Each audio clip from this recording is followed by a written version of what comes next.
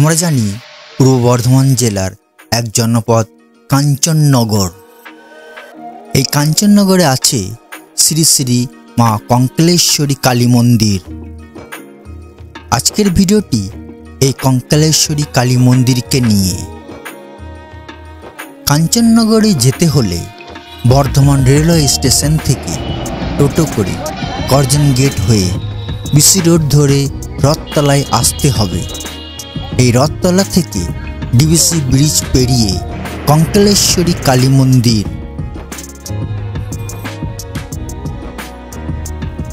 এই কাঞ্চননগরটি বাঁকা নদী ও দামোদর নদের মাঝখানে। একসময় ছিল এই কাঞ্চননগর বাণিজ্যিক কেন্দ্র। বর্ধমানের বিখ্যাত ছুরি ও কাঁচি তৈরির শিল্পকেন্দ্র ছিল এই কাঞ্চননগর।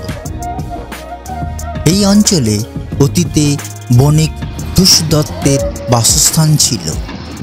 পরে রাজা কীর্তিচাঁদ এখানে নগর পত্তন করেছিলেন। বারবার দামোদরের বন্যার কারণে কাঞ্চননগর থেকে রাজাদের বাসস্থান উঠে আসে বর্তমান অবস্থানে। জানা যায় দক্ষিণবঙ্গের প্রাচীন কালী মন্দিরগুলির মধ্যে অন্যতম বর্ধমানের কাঞ্চননগরের এই কঙ্কালেশ্বরী মন্দিরটি। মন্দিরটি দক্ষিণমুখী কারুকার্যমণ্ডিত নবরত্ন স্টাইলের মন্দির।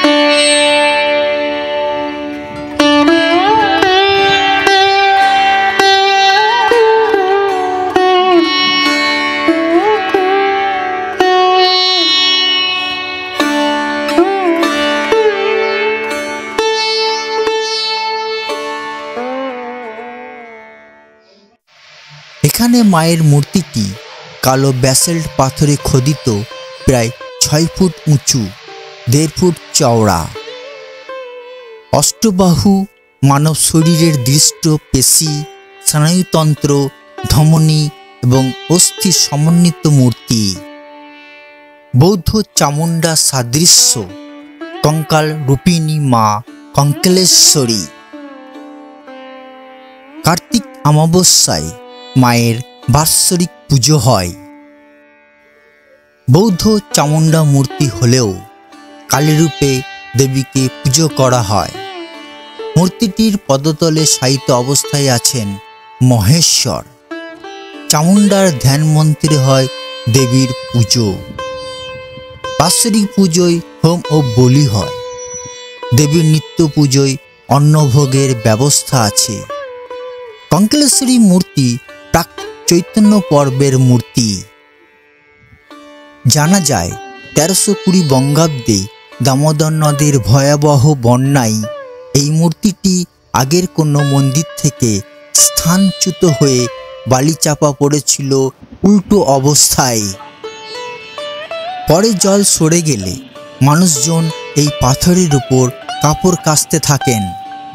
1323 বঙ্গাব্দের আষাঢ় মাসে ভূমিকম্পে এই ভারী পাথরটি আর এক পাল্টা খেয়ে সামনের অংশ দেখা দিয়েছিল। স্থানীয়রা তৎকালীন বর্ধমানের মহারাজকে তা জানান। মহারাজ আষাঢ় মাসের উল্টো রথের দিন কাছেই এক বিষ্ণু মন্দিরে দেবীকে প্রতিষ্ঠা করেন। পরে মহারাজ দেবীর নিজস্ব স্থায়ী মন্দির নির্মাণ করে দেন।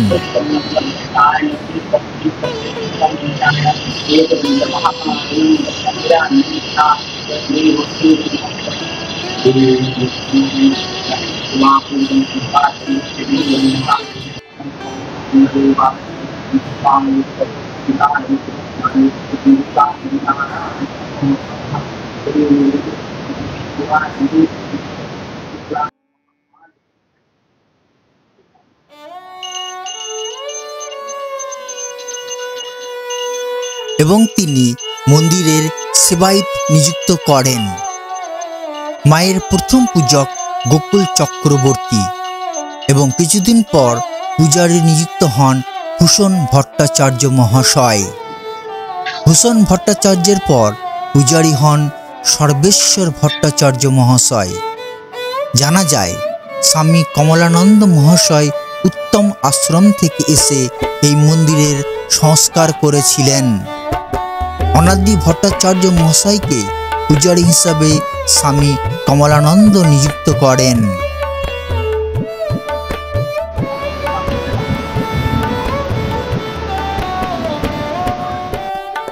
মন্দিরের পশ্চিমে বেলগাছের পাশে আছে পঞ্চমুণ্ডির আসন।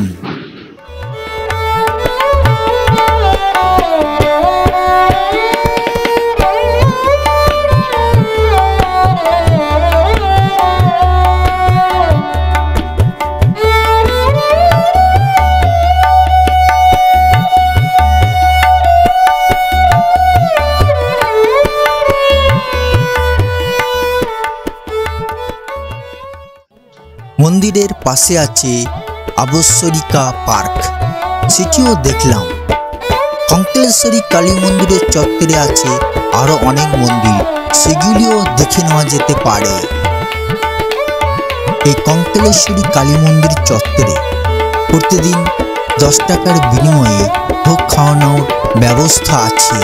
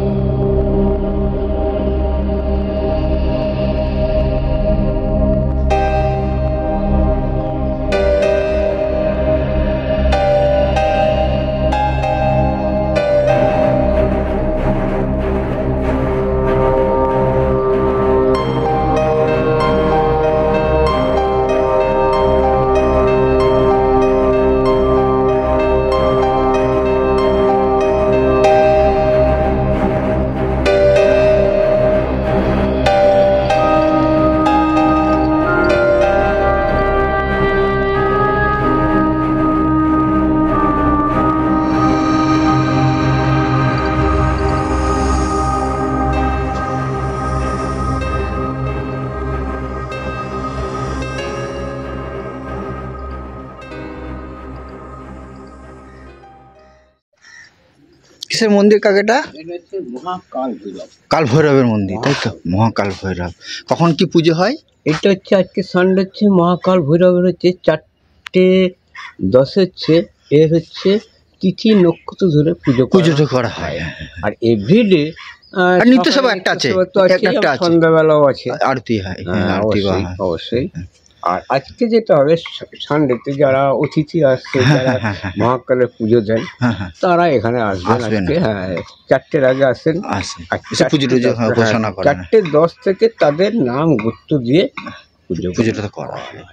আপনি কি দেখাশোনা করেন? আমি দেখাশোনা ভালোবাসেন? ভালোবাসেন, ভালোবাসেন। পরিষ্কার পরিচ্ছন্ন।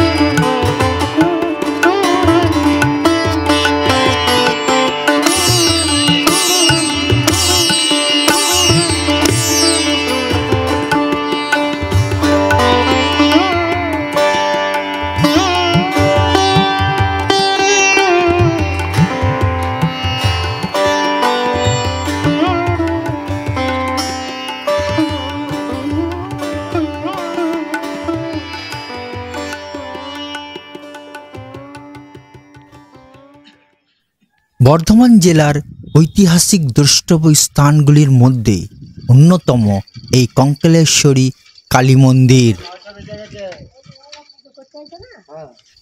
ভিডিওটি আজ এখানেই শেষ করছি। আমার ভিডিওটি যদি আপনাদের ভালো লাগে অবশ্যই বেশি বেশি করে শেয়ার করবেন, কমেন্ট করবেন, সাবস্ক্রাইব করবেন। ধন্যবাদ।